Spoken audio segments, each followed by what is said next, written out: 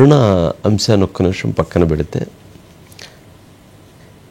మనం ఈ కథనాలు ప్రసారం చేయటం ద్వారా మహాన్యూస్ ఎక్స్క్లూజివ్గా ఇప్పుడు ఈ రజనీష్ ఉదంతాన్ని బయటికి తీసుకురావటం కావచ్చు, అక్కడ జరుగుతున్నటువంటి అరాచకాలను, నెల్లూరులో అరాచకాలను బయట పెట్టడం వలన సుమారుగా ఒక 20 మంది ప్రాణాలను మనం కాపాడగలిగాం. 20 మంది ప్రాణాలని మనం కాపాడగలిగాం.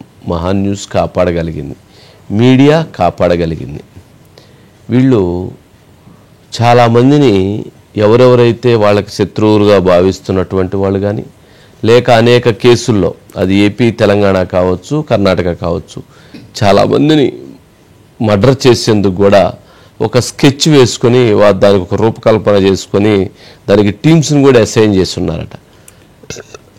ఇప్పుడు అది బయటకు వచ్చింది కాబట్టి సరిపోయింది, కానీ లేకపోతే ఇప్పుడు ఎంతమంది ప్రాణాలు పోయాయో అర్థం కావట్లేదు. ఒకటి నెంబర్ 1. నెంబర్ 2, శ్రీకాంత్కి సంబంధించి ఇవాళ రజనీష్ అని చెప్పని అతని బాధితుడు 2019లో ఒక వీడియోని రిలీజ్ చేశాడు. 2019లోనే శ్రీకాంత్ వలన తనకు ప్రాణహాని ఉందని చెప్పని వీడియో రిలీజ్ చేసి తర్వాత అతను చనిపోయాడు, చంపబడ్డాడు. చంపబడినటువంటి పోస్ట్ మార్టం రిపోర్ట్ కానీ, ఆ కేసుకు సంబంధించి ఇన్వెస్టిగేషన్ కానీ పోలీసులు ఇంతవరకు దాన్ని పూర్తి స్థాయిలో చేయనటువంటి పరిస్థితి ఏర్పడింది. అంటే శ్రీకాంత్ నెట్వర్క్ ఎక్కడి నుంచి ఏ స్థాయిలో ఎక్కడికి వెళ్ళింది అనేది మనం గమనించాలి. ఒక రజనీష్ హత్యే కాదు, అసలు రజనీష్ ఎవరైతే కిరణ్ అనేటువంటి అతని స్నేహితుడు సొంత తండ్రిని చంపటానికి కిరణ్ అనేటువంటి వ్యక్తి ఆస్తుల విషయంలో, అన్నదమ్ముల ఆస్తుల విషయంలో తండ్రిని చంపటానికి ఈ శ్రీకాంత్ దగ్గరికి వెళ్తే ఈ శ్రీకాంత్ అనేటువంటి వ్యక్తి నిర్దాక్షిణ్యంగా నమ్మబలికి ఇంటికి వచ్చి చంపేసి వెళ్ళిపోయాడట.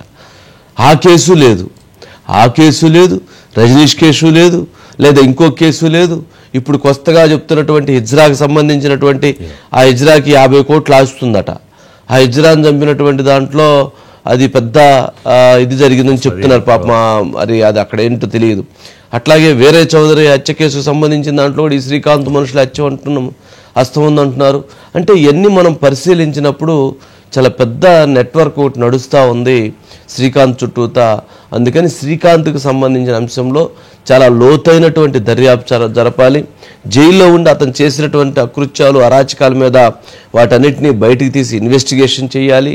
అట్లాగే శ్రీకాంత్ అన్న ఎవరైతే ఉన్నాడో మునికృష్ణకు సంబంధించి ఈ నెట్వర్క్ మొత్తాన్ని నడుపుతున్నాడని చెప్తున్నారు.